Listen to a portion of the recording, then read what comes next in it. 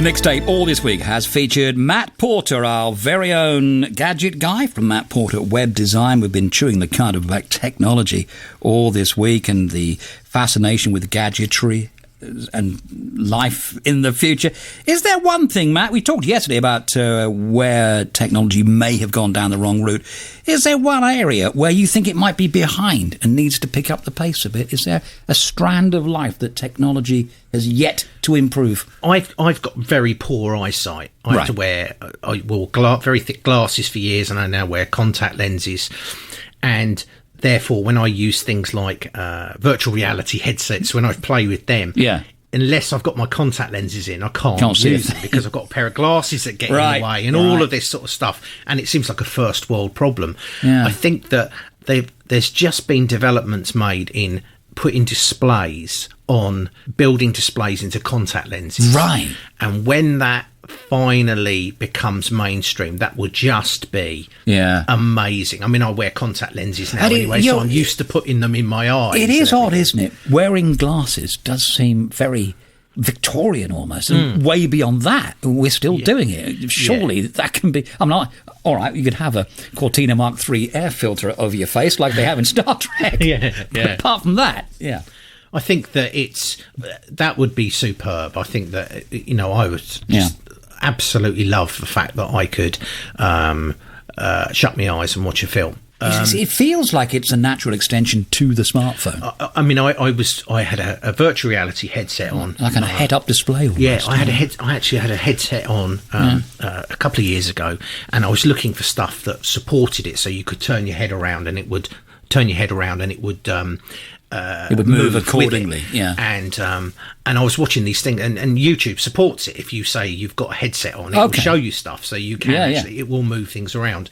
And I remember sitting there, and suddenly it was someone doing yoga, and I didn't know what to do with myself. I didn't know where to put myself, because suddenly I'm looking I'm looking at this woman in some strange yoga position, and I couldn't cover my eyes because they were covered by because they got the thing. So, my goodness. But certainly, if it's done well, it's fantastic. And so contact lenses with built-in displays would be That's superb. What we want. That's the future right there. All right. We'll wrap up with a set of questions which we may have borrowed from a certain TV show. We don't need to go into that. So, Matt Porter, your all-time favourite word? Oh, difficult, We never tell guests about these questions. Sarcasm. Sarcasm. Okay. Your least favourite word? Or least favourite phrase is this one. Really? Everybody seems to be putting pictures on social media and saying, had a lovely afternoon with this one. Yeah, people refer to people as this one. This one, that gets on my wing. I like that, what would you say was your best quality? I'm very caring. Very caring Good person. For you. Yeah. Good for you. And your worst quality? I don't pick up some social cues when it's time to stop or go or leave. So really?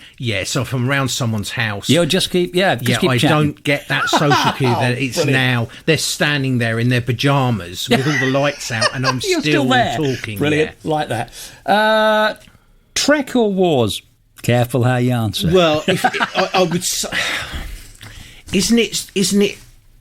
It's so divisive because they're so entirely different. They are entirely different. Because, in fairness, Trek is a utopian. Trek is a nice place. It's a utopian, clean air, pleasant, plenty of space. Wars is a bit more hot. That's why Star Wars is all kind of quite so you're saying dirty and used. So it's difficult to say. Really, just say Trek. I'll say Trek at the moment because there's because Picard's just come on, and it's nice to see it Picard back. on Amazon. You're right. A sound or noise that you love?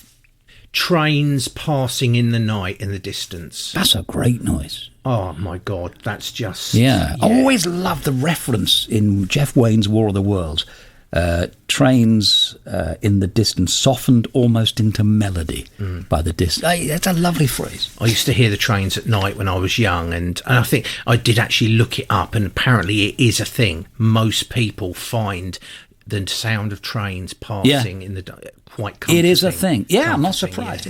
A sound or noise that you hate? That dong that Windows used to make. Chung, when something went wrong. Yeah, the blue screen of death. The blue screen of death, yeah. Yeah. And if heaven exists, what would you like to hear God say when you arrive at the pearly gates? We need a website. No, God. No, that'd be the worst thing. Imagine that. Oh, glad you're here. My computer's got a problem. Yeah. No, I think I'd just say you've done a great job. You are a caring guy. Welcome. You've done a great job. There you go. Brilliant. Yeah. Matt Porter, great to catch up with you. We'll no doubt again be on the show with us talking technology as the weeks go by of Matt Porter Web Design. Final song is an absolute stonker. It's Frankie Goes to Hollywood and Two Tribes. For what reason, Matt? When Frankie Goes to Hollywood appeared it was in 1984, 83, 84. That time was quite a frightening time. Scary time. For people. We scary now because it's all to do with the doomsday clock and we're closer than ever now. I know we are, but back then there was a real... it seemed like it could happen nuclear armament was on the increase. We were broken down relationships between the Soviet Union and the United States. Reagan had just come in and he was quite boisterous at the time. And it was a scary time. It really felt, I think there were a few movies came out, Threads the day after. They were all kind of nuclear war movies, which were quite frightening. They were terrifying. And real. Threads was very, very scary because it was so much more real. So there was this feeling of impending doom that we really didn't have much time. And this sums it up, record summed it up. Absolutely captures the and there's some great lyrics in it. It was a tough time around that time for me. We had a bereavement. My sister had died a year or so before, and it was pretty tough going. And you kind of become involved listening to particular music and really enjoying it. So it was kind of a bit of escapism listening to this band. So it was, and this track, it was one of the first ones to be sort of heavily remixed and different versions. That's came right. out. About 4 different 12-inch Annihilation, Carnage, Hibakusha on cassette and things like that. It was a fantastic track. 9 weeks at number 1. And I actually speak to a couple of the members of the band as well now. Do you? Yeah. Holly Johnson, not so much now. I used to have a bit of communication with him on Facebook. Brian Nash, the guitarist. Yeah. He's a real nice guy. Right. Had a few conversations with him as well. Was going to go for a beer with him at some point, but it never happened. Wow. But it was a real, interesting. And Mark O'Toole, he was another one, wasn't he? Mark O'Toole was the bass player. Yeah. He lives in America. Right. He's kind of quite out of the public eye now. Doesn't really have much to do with anything. Social media. Paul Rutherford was the backing singer. He lives in New Zealand. Yes. And Peter Gill was the drummer who lives in London, I think. I'm friends with him on Facebook, but he doesn't do very much. His son's quite an avid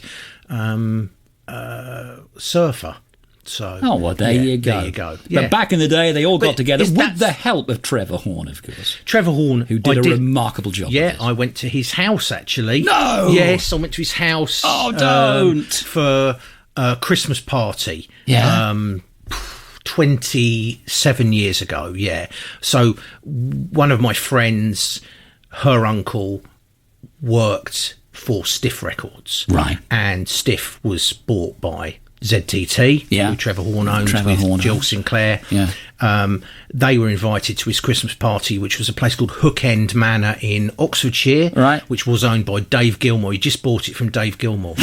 You hang about with all the big guys, don't you? And they said, "We know you're a great fan. Will you drive us?" My friends and her family said, "You drive us, and you can come along." So I did. I drove. Wow. Them. And there was Wendy and Lisa were there from Prince and the Revolution. Yeah. And Lisa Coleman has got a twin, so she was there as well. So there were sort of 2 Lisas and one Wendy. 2 Lisas, yeah. Then there was Lol Cream. Because they're big mates, aren't they? Yeah, Lol and Trevor Horn are big mates. Stephen Howe from Yes was there. There was a few other people as well. Seal was meant to be there, but he didn't come. Yeah. Same record label, of course. Yeah, he was. Yeah, he was at the time. It was a bit of fun. Wow, what a night that was. Day. Yeah, whole day thing. Go. Yeah, well, playing table tennis in the recording studio and playing pool and snooker and stuff like that. There you go. Yeah, there you go. Final song from Frankie Goes to Hollywood, with the genius of Trevor Horn behind it and Matt Porter on the mixtape. Great to speak to you, Matt. We'll speak soon. Thank you.